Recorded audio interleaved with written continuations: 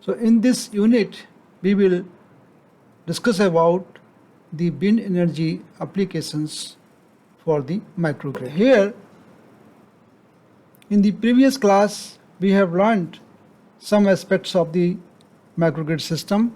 For example, you have seen that the need for the DC conversion for the PV and the storage, particularly those distributed energy resources which generate the DC output. So you can see it here that for the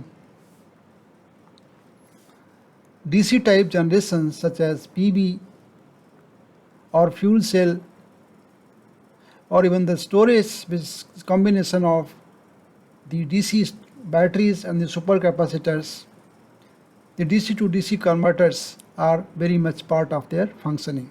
And we have gone through details of this DC to DC converter, their design and their applications. So what we have discussed, the solar system, PV systems and the DC to DC conversion system. So in this lecture we will focus on the wind turbine aspect, because this is another a very generic type of distributed energy resource. So these resources are of two types, as I explained in the beginning, DC type and AC type.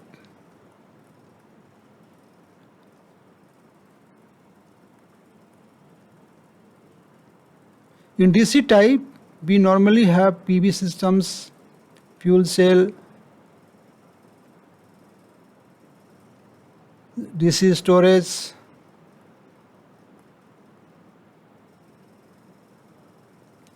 okay. In AC type, we have wind turbines, mostly the PMSC wind turbine, or it is a squirrel type wind turbines. We have studied DC type earlier, now we will focus on AC type.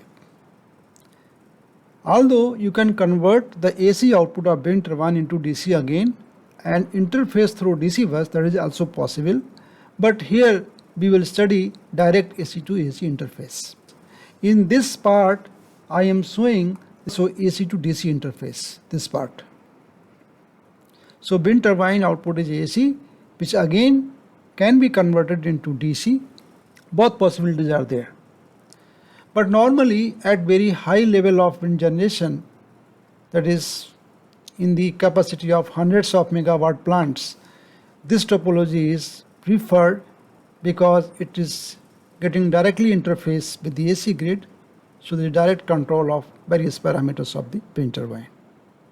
So we will now focus on this aspect of the microgrid, that how to use wind energy conversion system for the generation of the electricity and connect to the grid system. So we will be focusing this part of the microgrid system. So we are here now. This part we have discussed earlier. Slowly we'll move towards the inverter part, which will interface the DC and AC. This is the main inverter part here. Okay, so one side is DC and the another side is AC, and through which all the power flow takes place from DC to AC. Moving to next is brief review of the wind turbines. As we know that wind is a byproduct of the solar energy. Approximately 2% of the sun's energy reaching the earth is converted into wind energy, 2%. And you know that when the surface of the earth heats and cools unevenly, this creates the atmospheric pressure difference, and which makes air to flow from high to the lower pressure areas. That causes air to flow, and we can utilize that air flow for the rotation of the wind turbine. Now this kind of a phenomena was well known to the human beings. The first wind turbine, which is having the vanes attached to the axis, was built around 2000 BC. And the written reference for wind turbine is found around 20th century. After that, there have been many developments, and in 1889, 77 wind turbines factories in the USA were established, and they have become the major American export during that period. The multi-vane, that is having number of blades, form wind turbine was invented in 19th century. A modern wind turbine look like this as shown in the figure. It contains basically 2 or 3 blades, normally not more than 3, and then we have the axis here, hub, we call it hub, which is go to the nacelle. The nacelle is the whole support on which the generator, the speed up gearbox are being placed, and then there's a tower here. The tower goes down on the ground and it carries all the wires from the generator, which are connected to the controller, power converter, and finally it goes to the transformer here, where the voltage is being stepped up, and then the system protection devices and grid. There are, of course, the controller units, the monitors, monitor the parameters of the wind turbine system. As you know that the wind turbine, the wind can be unpredictable,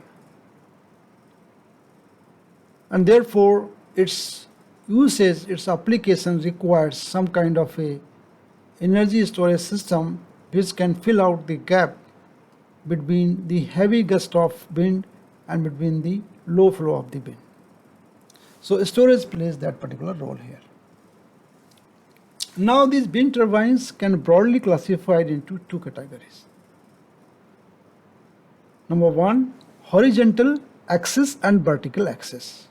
So this horizontal axis and vertical axis are 2 main category of wind turbines.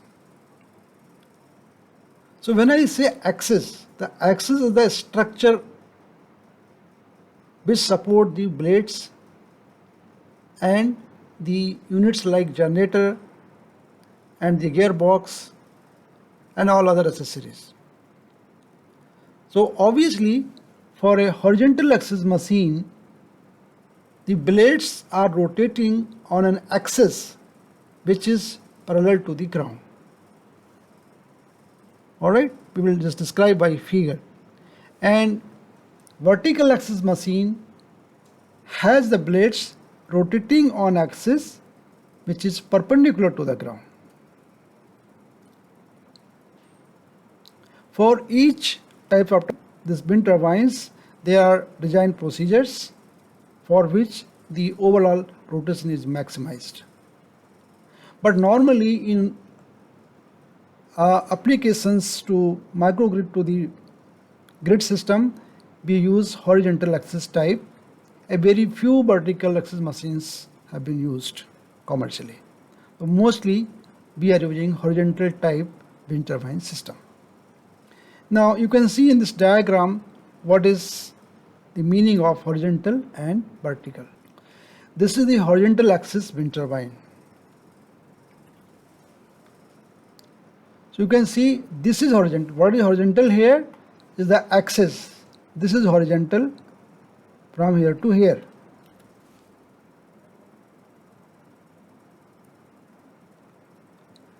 Horizontal to ground.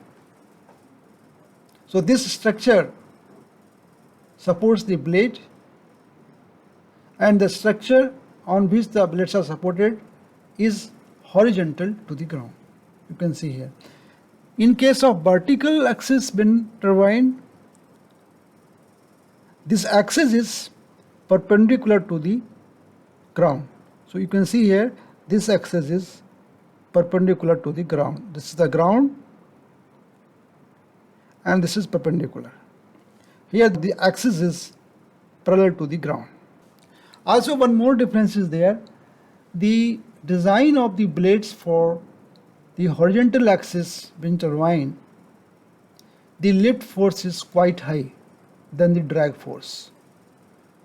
But in case of the vertical axis wind turbines, the drag force may be considerable as compared to the lift force.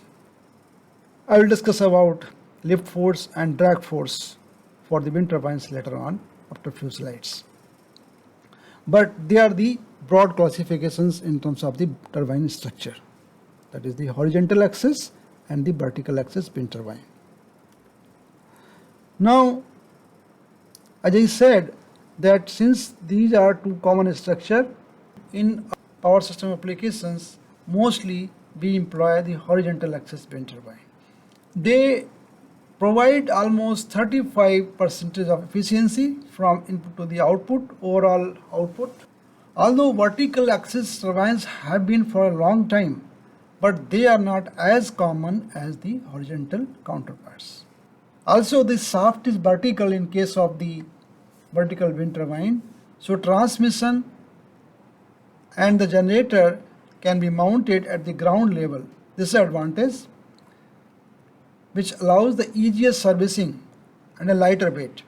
But in case of the horizontal turbine, mostly the generator has to be kept at the height, same height as the tower height. So that way it may be costly than the vertical, but power rating by horizontal wind turbine is more efficient. Then we will come to some important components of wind turbine, which you will be aware of those components already, but for the sake of completeness, I will describe the main components of the wind turbine. Now in this diagram you can see that the main components of the wind turbine are, first is the rotor, as you see from this side, which is having the blades, 2 to 3 blades may be mounted on this rotor, and then the shaft from the rotor is passed to the structure here. Then there is a gearbox here. Now through gearbox a generator is connected. So this is generator unit. Okay, this generator part here. Now this gearbox is essential because you have to make high rotation for the generator. Otherwise we will not get the electricity generation at 50 Hz or 60 Hz, because the speed of the rotation of the blades is far less than the speed of the generator. There is also a yaw motor or yaw mechanism which allows the structure to align in the direction of the wind. So for example, if the wind is flowing from this to this direction, then this mechanism will allow to align the structure in this direction. And then there's a tower, as you know, which goes on the ground, carrying all the wires and all the control signals. There is also a brake. In case of emergency, you want to stop the wind turbine. In case of heavy gusts, you want to reduce the speed. So a brake is used to control that rotation speed of the wind turbine under emergency conditions. Okay, a controller is being placed here. Another unit is called anemometer. Anemometer is the one which senses the velocity of the wind. It is required for the purpose of control, and also is required for the yaw to align. Nacelle is the whole structure on which this is being supported, all the brake, gearbox. Okay, so this is the structure, the main component of the wind turbine. And as you know, the two basic forces are used to operate the wind turbine. The one is called the drag design or drag force, and the another is called the lift design or lift force. For the drag design, the wind literally pushes the blade out of the way. It means in the same direction as the wind. If you see the anemometer in the previous slide, basically it is a small turbine based on the drag type force, because the cup which is being placed on this structure. So cup is being hit by the wind and therefore it moves because the structure is free to move. So anemometer is a very small drag type wind turbine. And for lift design, the lift design, or you can say the design of the blade based on the lift force, depends upon the airfoil structure. If you see the airplanes, the kites and birds, all they employ the lift force. The difference between the airplane and the wind turbine is this, that airplane has to go at certain height, at certain linear speed over the earth, but in case of the wind turbine it has to rotate. But in both the case it is the lift force which is employed to produce rotational energy. So if you see the blade is like a airfoil or a wing, and when the air flows past the blade, what happens? A wind speed and a pressure differential is created between the upper and the lower blade. The blade has two sides, front side and the rear side. So when the air is attacking to the blade, the two sides have a pressure difference and the force is exerted from higher pressure to the lower pressure, and therefore there is a lift. Now when the blades are attached to the central axis like a wind turbine, then the lift is translated into rotational motion. Obviously, for electricity generation point of view, high lift to drag ratio is needed. The lift force must be very high and drag force should be minimized. Therefore, high lift to drag force ratio to maximize the rotation of the rotor speed. The lift powered wind turbines have higher rotational speed, which is best suited for the electricity generation because the generator speed is around 1800 rpm to 2000 rpm or 1200 rpm to the 2000 rpm. So you can see in this diagram here what is we mean by the drag force and the lift force. So this, in the center there is a airfoil, or you can say the shape of the rotor blade, and air comes from the left side and hits this blade. When it hits the blade, there are two sides of that blade. Let us say here in particular case the upside and downside.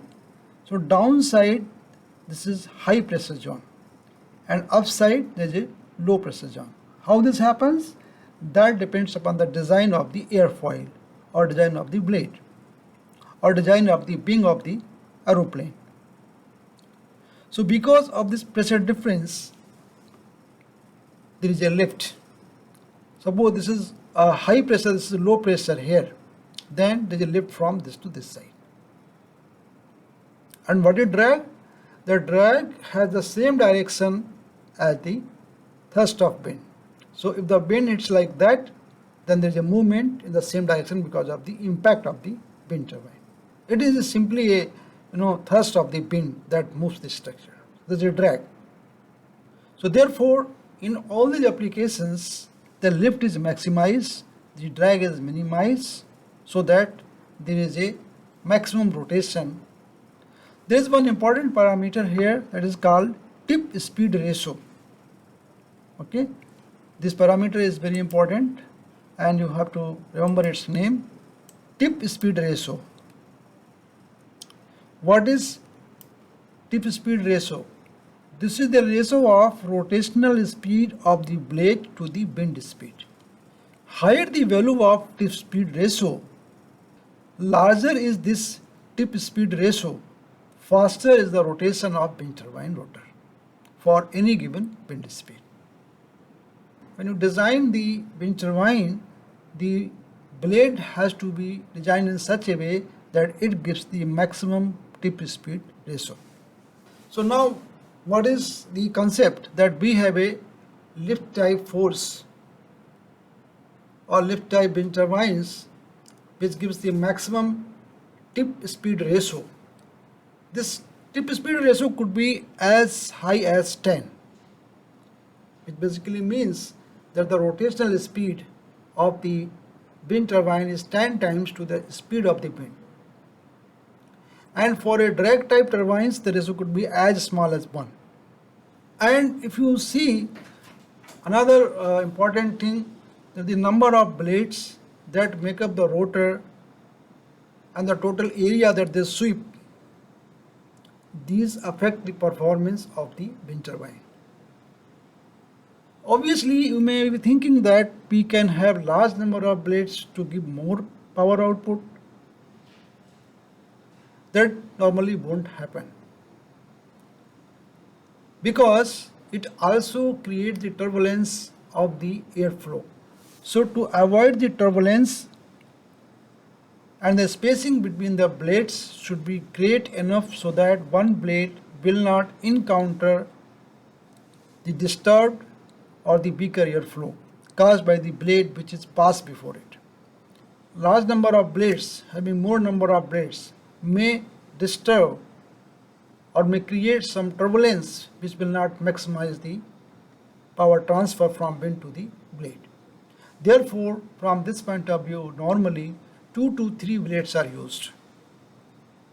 And then after this wind structure, the blades, the rotor, there is a generator unit which is connected through the rotor shaft of the wind structure and through the gearbox.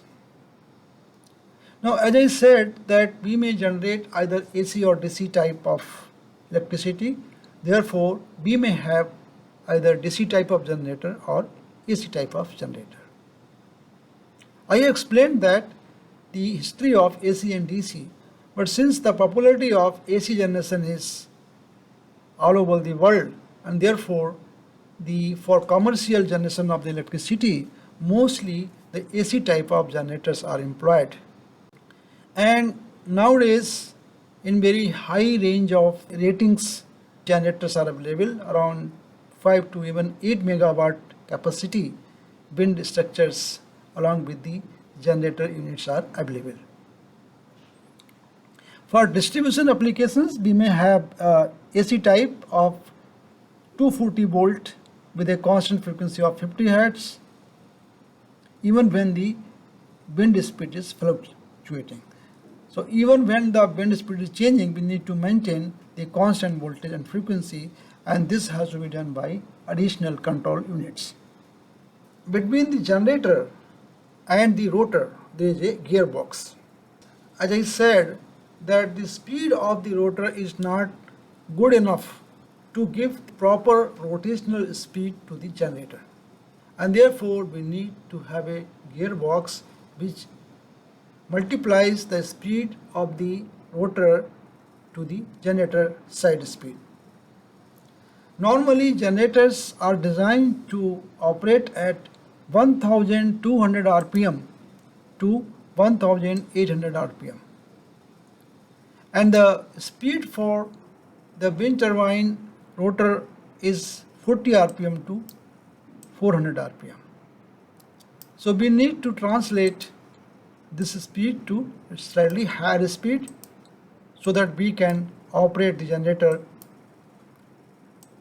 for the generation of the electricity, and therefore we need a gearbox which can multiply this speed to higher value. There is another possibility that we can also use output of the AC turbines into DC and connect to the grid through DC to AC converter. The whole unit is supported by a tower which is not just used to mount the structure, but also it raises the wind turbine and its blades at safe height, and it clears the ground so that it can reach the stronger winds at the higher elevations. So there is also optimization that at what height wind speeds or wind turbine blades will get the high impact of the wind. Normally this height is around 40 to 70 meter, as I mentioned the last point here, because if you go also very long towers, then it finally becomes the economical issue. So we need to optimize the height of the tower, the weight and its cost, also the availability of wind in particular geographical area, good amount of trade-off between various parameters to design the tower and support the whole wind structure. Now we will go with this scheme how wind is used to rotate the wind turbine first. Now once the wind turbine is rotating, then comes the question of the conversion of this rotation into electricity. So I will describe our presentation in two parts. The first is the wind structure part or wind turbine part. The second part is the generation part, in which we will discuss the generating machines such as a squirrel cage induction motor, induction machine, then bound rotor induction machine, and then doubly fed induction generator machine, DFIG.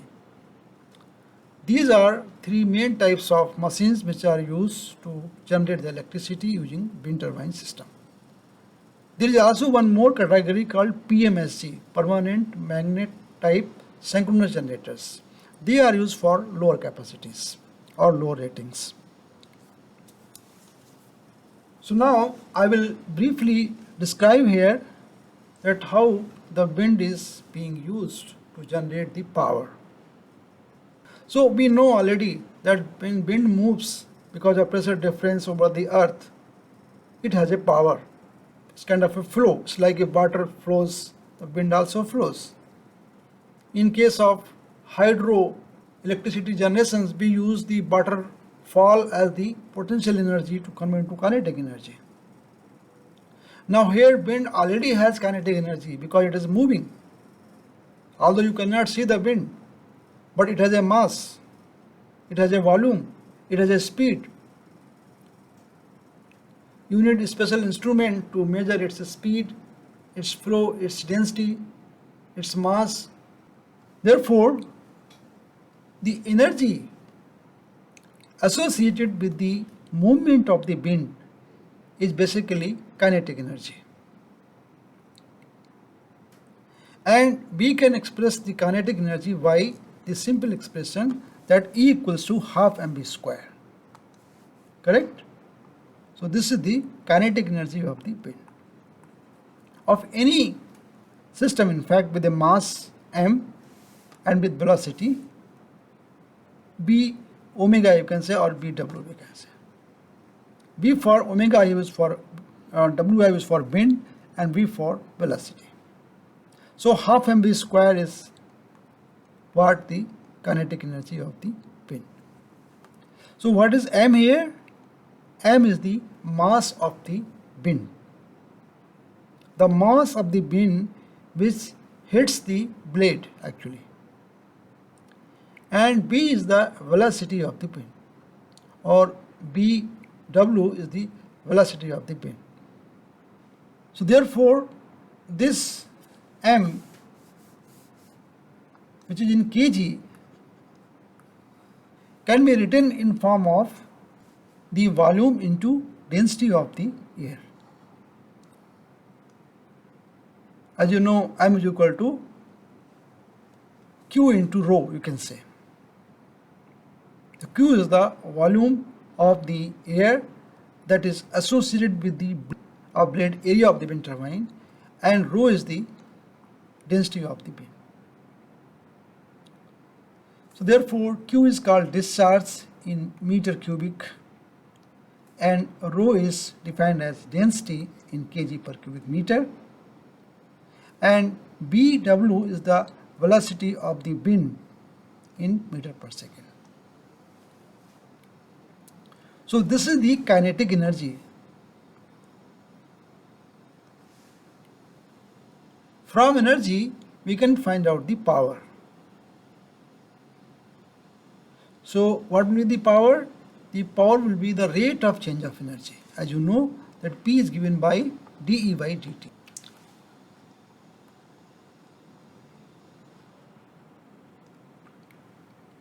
So we differentiate this with respect to time, then we shall get the power.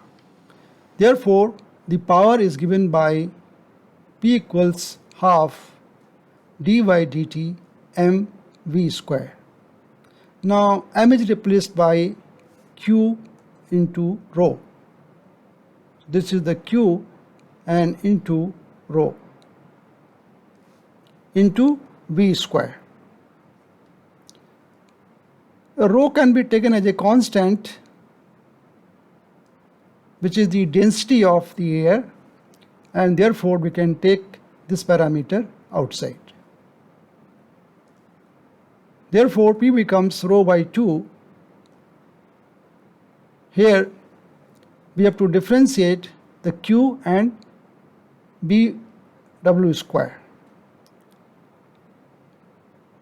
So first we can take this as a constant and differentiate Q, and next time we take Q as a constant and differentiate B omega square or BW square. dQ by dt is defined as rate of discharge in meter cubic by second. Now this rate of discharge is product of the sweeping area into the velocity of wind.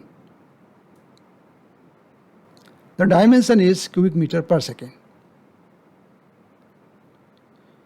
So we can see that dQ by dt can be replaced by A into BW,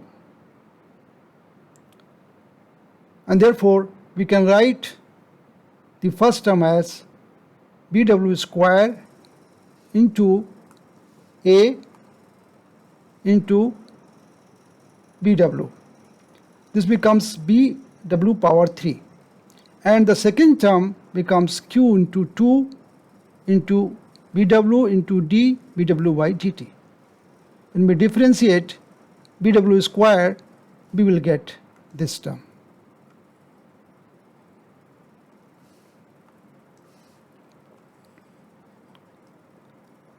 And as we know that in the steady state, for the steady state flow of air, the rate of change of velocity will be 0. Therefore, we substitute d BW by dt as 0. So substituting this term as 0, we will get the power expression as half into rho into A into BW power 3. So we see here that the power is proportional to BW cube.